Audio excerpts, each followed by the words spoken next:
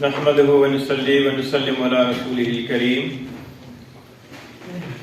اعوذ باللہ من الشیطان الرجیم. بسم اللہ الرحمن الرحیم. افتطمعون ان يؤمنوا لكم وقد كان فريق منهم يسمعون كلام الله ثم يحرفونه من بعد ما عقلوه وهم يعلمون. صدق اللہ العلی العظیم. افتطمعون، کیا تم توقع رکھتے ہو، ان یؤمنوا لکم، کہ وہ ایمان لے آئیں گے تمہاری خاطر، وقد کان فریق منہم، حالانکہ ایک گروہ ان میں سے ایسا تھا، یسمعون کلام اللہ، اللہ کے کلام کو سنتے تھے، ثم یحرفونہ، پھر اس کو بدل ڈالتے تھے، من بعد ما عقلوہ، اس کو سمجھنے کے بعد، وہم یعلمون، حالانکہ وہ جانتے تھے. پچھلی آیت کریمہ میں اللہ تعالیٰ نے بنی اسرائیل والوں یہود کی قساوت قلبی کا ذکر فرمایا، ثم قست قلوبکم من بعد ذلک، اس سب کچھ کے بعد ہمارے دل سخت ہو گئے. اور اس آیت کریمہ کے اندر اس قساوت قلبی کا گویا کہ نتیجہ ذکر فرما رہے ہیں. نتیجہ یہ کہ جب قساوت قلبی پیدا ہوئی تو قساوت قلبی کی وجہ سے ایمان لانے کی توفیق ختم ہو گئی. آگے آیت کریمہ کے اندر اللہ تعالیٰ اہل ایمان کو فرما رہے ہیں کہ تمہیں ان سے ایمان لانے کی توقع ہی ختم کر دینی چاہیے کہ یہ جو یہود و نصارہ ہیں، یہود ہیں، خصوصاً جو مدینہ منورہ کے یہود قبائل ہیں اور جو اچھے طریقے سے حضور اقدس صلی اللہ علیہ وسلم کو پہچان گئے تھے کہ آپ واقعی آخری نبی ہیں، اس کے باوجود آپ پر ایمان نہیں لائے ضد اور حسد کی وجہ سے. تو فرمایا اللہ تعالیٰ نے کہ کیا تم توقع رکھتے ہو، یعنی صحابہ کرام سے فرمایا جا رہا ہے کہ کیا تم توقع رکھتے ہو، امید رکھتے ہو اس سب کے بعد بھی کہ یؤمنوا لکم، کہ وہ تمہاری خاطر یعنی تمہاری دعوت کی پر ایمان لے آئیں گے. حالانکہ بات یہ ہے کہ ان کی قساوت قلبی تو اتنی ہے کہ وہ بجائے اس کے کہ اپنے آپ کو بدلتے، یہ اس کی بجائے اللہ تعالیٰ کے کلام کو بدل دیتے ہیں. وَقَدْ كَانَ فَرِيقٌ مِّنْهُمْ يَسْمَعُونَ كَلَامَ اللَّهِ، ان میں سے ایک گروہ ایسا ہے کہ جو اللہ کے کلام کو سنتے ہیں. اس گروہ سے کون سے لوگ مراد ہیں؟ حضرت ابن عباس رضی اللہ تعالیٰ عنہما سے منقول ہے، وہ یہ فرماتے ہیں کہ اس سے وہ 70 آدمی مراد ہیں کہ جن کو حضرت موسیٰ علیہ السلام نے بنی اسرائیل میں سے چنا تھا اور ان کو کوہ طور کی پر اللہ تعالیٰ کا کلام سنانے کے لیے لے گئے تھے، جن کا ذکر پیچھے گزرا ہے. تو جب وہاں جا کر انہوں نے اللہ تعالیٰ کے کلام کو سنا تو واپس اپنی قوم کے پاس آئے تو وہ اللہ کا کلام بھی سنایا ہوا ذکر کیا اور ساتھ اپنی طرف سے اضافہ بھی کر دیا کہ اللہ تعالیٰ فرما رہے ہیں کہ جتنے کاموں پر جن احکام پر عمل ہو سکے کر لینا اور جن پر عمل نہ ہو سکا ہم معاف کر دیں گے. تو یہ انہوں نے اللہ تعالیٰ کے کلام کے اندر اپنی طرف سے اضافہ کر دیا. تو حضرت ابن عباس رضی اللہ تعالیٰ عنہ فرماتے ہیں کہ ان سے وہ لوگ مراد ہیں کہ تمہارے ہی یعنی جو اس وقت کے یہودی تھے ان کو فرمایا کہ تمہارے ہی آباء و اجداد میں سے کچھ ایسے تھے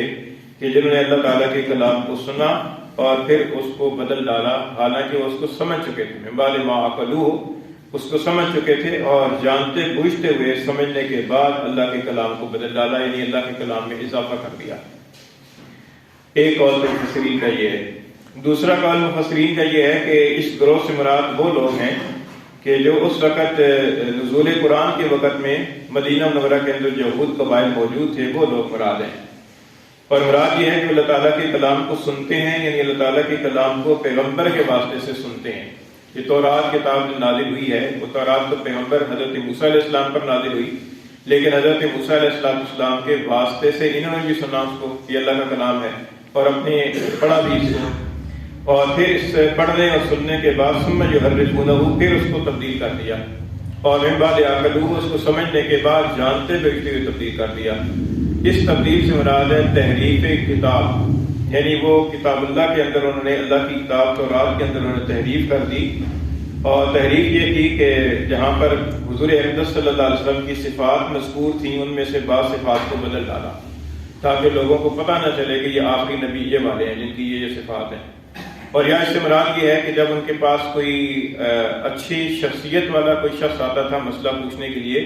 تو اس کی غرض کے مطابق مسئلہ بتانے کے لیے حکم کو تبدیل کر دیتے تھے، حلال کو حرام اور حرام کو حلال کر دیتے تھے، رشوت لے کر دیتے تھے، اپنی نفسانی غرض کے لیے حکم الہی کو تبدیل کر دیتے تھے۔ اس کی مثال جو ہے وہ مثال کے طور پر یہ واقعہ ذکر کیا گیا ہے کہ حضور اقدس صلی اللہ علیہ وسلم کے زمانے کے اندر یہود کے اندر ایک بدکاری کا واقعہ پیش آیا، تو وہ حضور کی خدمت میں حاضر ہوئے کہ اس کی سزا کیا ہے۔ تو آپ صلی اللہ علیہ وسلم نے فرمایا کہ تورات کتاب لاؤ، اس کے اندر کیا سزا لکھی ہوئی ہے۔ تو جب وہ تورات کتاب لائے تو اس کے اندر تو رجم کی سزا لکھی ہوئی تھی، لیکن جہاں پر وہ سزا لکھی ہوئی تھی وہاں پر ہاتھ رکھ لیا اور آگے پیچھے سے پڑھ دیا۔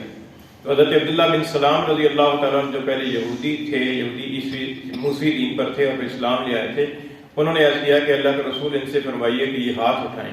ہاتھ کے نیچے کیا لکھا ہوا ہے۔ تو وہاں پر وہی سزا رجم لکھی ہوئی تھی، تو اس اللہ تعالیٰ کی بیان کردہ اس سزا کو جو ہے وہ بدل دیتے تھے یا چھپا دیتے تھے، تو یہ تحریف کرتے تھے۔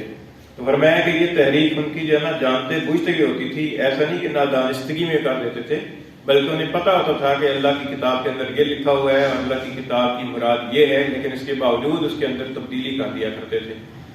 اور یہ نتیجہ تھا ان کی کساوت قلبی کا، اور یہ کساوت قلبی کی ہوئی تھی، یہ نتیجہ تھا ان کے وعدے کو توڑنے کا۔ دوسری جگہ پر سورہ مائدہ کے اندر اللہ تعالیٰ نے اس بات کا ذکر فرمایا ہے، سورہ مائدہ کے شروع کے اندر آیت نمبر 13 ہے، تو وہاں پر اللہ تعالیٰ نے یہ ارشاد فرمایا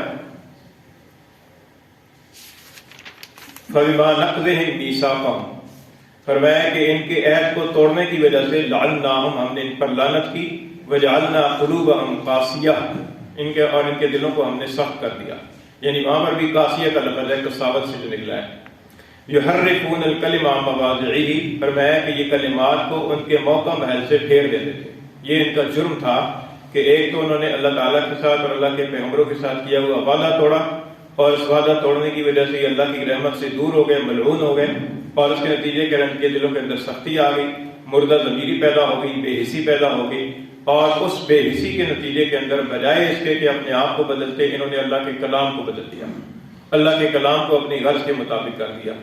یہ سورہ مائدہ 6 پارے کے اندر اس بات کا ذکر ہے۔ اچھا، یہاں پر ان کی تحریف کا ذکر ہے۔ تحریف کے بارے میں سمجھ لیجئے کہ تحریف کسے کہتے ہیں۔ یہ جو تحریف کا لفظ ہے یہ حرف سے نکلا ہے، اور حرف کا معنی ہوتا ہے کنارہ۔ قرآن مجید کے اندر حرف کا لفظ بھی مذکور ہوا ہے۔ ایک جگہ اللہ تعالیٰ کا ارشاد ہے کہ وَمِنَ النَّاسِ مَن يَعْبُدُ اللَّهَ عَلَى حَرْفٍ، کہ لوگوں میں سے بعض وہ لوگ ہیں کہ جو کنارے پر رہ کر عبادت کرتے ہیں۔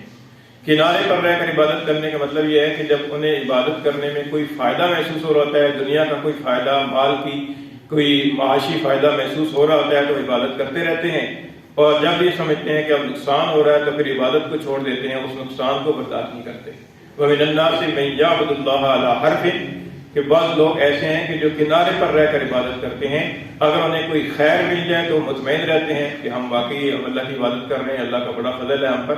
اور اگر انہیں کوئی آزمائش آ جائے، مصیبت آ جائے، کوئی معاشی اعتبار سے مسئلہ بن جائے تو پھر وہ اس سے پھر جاتے ہیں۔ تو یہ حرف کا معنی لکھا ہے کہ حرف کا معنی ہے کنارے پر، کارنر کی پر کھڑے ہو کر عبادت کرنا، اور کنارہ جو ہے یہ کسی بھی چیز کے وسط سے بالکل مائل ہوتا ہے، یعنی وسط کسی چیز کا اور ہوتا ہے اور کنارہ اس سے ہٹ کر ہوتا ہے۔ اس لیے تحریف کا معنی کیا ہے کہ تحریف کا معنی ہوتا ہے تحریف الشیء، کسی چیز کا درست راستے سے ہٹ جانا، درست راستے سے مائل ہو جانا۔ درست راستہ تو بیچ کا ہے، لیکن بیچ کے راستے سے دائیں طرف کے کنارے یا بائیں طرف کے کنارے کی پر مائل ہو جانا، یہ تحریف الشیء ہے۔ اور تحریف الکلام کا مطلب یہ ہے کہ جو کلام کے الفاظ ہیں ان کا جو مفہوم بنتا ہے، جو درست مفہوم ہے، اس درست مفہوم کو چھوڑ کر کوئی ایسا مفہوم بیان کرنا کہ وہ اگرچہ لغوی اعتبار سے تو اس کا مفہوم بن سکتا ہو، لیکن وہ قائل کی مراد نہ ہو، کہنے والے کی مراد کچھ اور ہو،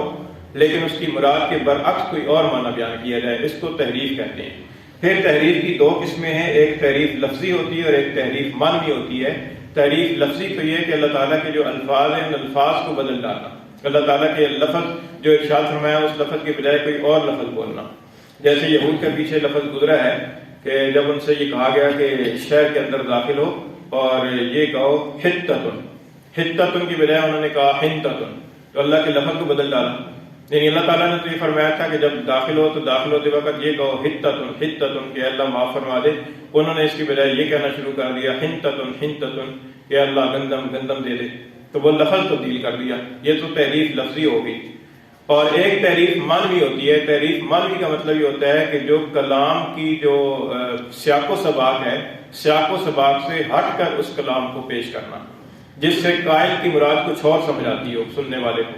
یہ تحریف معنوی کہلاتی ہے۔ قرآن مجید جو ہے یہ تحریف لفظی تو بالکل محفوظ ہے، کیونکہ قرآن مجید کے اندر کوئی ایک حرف بھی تبدیل نہیں کر سکتا، کیونکہ جہاں کہیں زبر زیر کے اندر اور حرف کے اندر اور لفظ کے اندر کوئی تبدیلی کرے گا تو وہ ہزاروں حافظ موجود ہیں، وہ سننے والے سمجھ جائیں گے کہ یار یہ تو قرآن کا لفظ نہیں ہے۔ تو لفظی تحریف تو قرآن مجید کے اندر نہیں ہو سکتی، لیکن معنوی تحریف کی لوگوں نے کوشش کی ہے، اگرچہ چلتی وہ بھی نہیں ہے۔ چلتی اس لیے نہیں ہے کہ اللہ تعالیٰ نے اس کتاب کی حفاظت کا وعدہ کیا ہے، تو اللہ تعالیٰ نے اس کے لفظوں کو بھی محفوظ رکھا ہے، اس کی تفسیر کو بھی محفوظ رکھا ہے، لیکن معنوی طور پر لوگ، عام جو لوگ ہیں جن کے پاس علم نہیں ہوتا، ان کو دھوکہ دینے کی کوشش کرتے ہیں۔ اور اس کی ترتیب یہ ہوتی ہے، طریقہ واردات یہ ہوتا ہے کہ قرآن مجید کی ایک آیت پڑھتے ہیں کہ دیکھو جی اللہ کا کلام یہ ہے، لفظی ترجمہ کرتے ہیں، لفظی ترجمہ کے اندر تو تبدیلی نہیں کرتے، لیکن اس کی جو مراد ہوتی ہے، تو چونکہ مراد تک تو اہل علم حضرات پہنچ سکتے ہیں، اس لیے وہ مراد اپنی مرضی کی بیان کرتے ہیں کہ دیکھو جس سے یہ اللہ تعالیٰ یہ فرما رہے ہیں، اور یہ مولوی لوگ جو ہے یہ کہتے ہیں۔ حالانکہ جو تفسیر ہے اس تفسیر کے اندر بھی یہ ضروری ہے کہ وہ تفسیر حضور صلی اللہ علیہ وسلم سے اور صحابہ کرام سے اور ائمہ تفسیر سے منقول ہوتی ہوئی چلی آ رہی ہو، یہ ضروری ہے۔ تو ان تفاسیر کو ایک طرف رکھ کر اپنی من مانی کوئی تفسیر بیان کریں گے تو وہ تحریف معنوی کہلائے گی، اور اس تحریف معنوی کے اندر وہ عوام کو جو ہے نا وہ دھوکہ دیتے ہیں اور عوام کو مبتلا کر دیتے ہیں، کیونکہ قرآن مجید کے الفاظ تو بڑے بلیغ اور زمانہ الفاظ ہیں، ان کے اندر ایک لفظ کے کئی معنی ہوتے ہیں، لیکن مفسرین نے اس کو رسول اللہ صلی اللہ علیہ وسلم کی سنت اور صحابہ کرام کے اقوال کی روشنی کے اندر اس کی مراد کو متعین کیا ہے کہ اس کی مراد یہ ہے، لیکن بعد میں جو عام لوگ ہوتے ہیں تو ان کو ترجمہ دکھا کر تو یہ دھوکہ دینے کی کوشش کرتے ہیں، تحریف معنوی کر دیتے ہیں۔ اس طرح کی تحریف معنوی ہر زمانے کے اندر ہوتی رہی ہے، لیکن علماء کرام نے اس کا دفاع کیا ہے اور اس کے نتیجے کے اندر وہ تحریف معنوی چلتی نہیں ہے۔ لیکن اس کے لیے ضرورت اس بات کی ہے کہ کسی مستند عالم دین کا اور مفسر قرآن کا ترجمہ پڑھا جائے، تفسیر پڑھا جائے۔ ہر ایک کی ترجمہ اور تفسیر پڑھنے سے آدمی کو دھوکہ لگتا ہے اور غلط فہمی کے اندر آدمی مبتلا ہو جاتا ہے۔ اور اسی طریقے سے درس قرآن سنتے وقت میں بھی کسی مستند عالم دین کا درس قرآن سننا چاہیے جس کے علم پر اور جس کی دیانت پر اعتماد ہو، جس کے علم پر اعتماد ہو کہ یہ واقعی علم رکھتا ہے، اور دوسرا یہ کہ اس کی دیانت پر اعتماد ہو کہ یہ درست بات کہے گا، جان بوجھ کر غلط بات نہیں کرے گا، مس گائیڈ نہیں کرے گا، ایسے کا درس سننا چاہیے۔ ورنہ آدمی یہ ہوتا ہے کہ ہوتی آیت قرآن کی ہے، لیکن چونکہ سیاق و سباق سے ہٹ کر اپنے ذہن کے اندر آنے والا وہ معنی بیان کر رہا ہوتا ہے، جس کے نتیجے کے اندر عوام کو دھوکہ لگ جاتا ہے۔ اور اس کی یہی سمجھ جائے، مثال یہ سمجھ لی جائے کہ ایک آدمی ہے کہ جس کو راستوں کا علم ہے، اگر وہ یہ کسی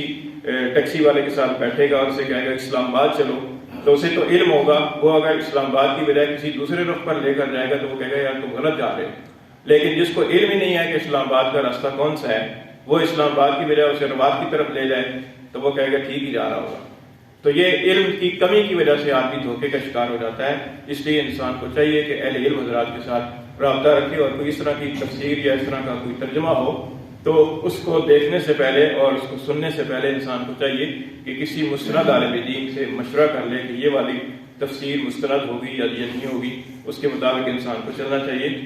اور انسان کو علم دین کا اتنا بنیادی علم ضرور ہونا چاہیے کہ کوئی دوسرا آدمی اس کو مس گائیڈ نہ کر سکے۔ تو فرمایا کہ فتطمعون،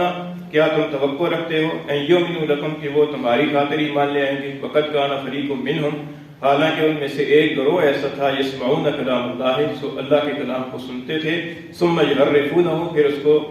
بدل ڈالتے تھے، تحریف کر دیتے تھے، من بعد ما عقلوہ، اس کو سمجھنے کے بعد، وہم یعلمون، حالانکہ وہ جانتے تھے۔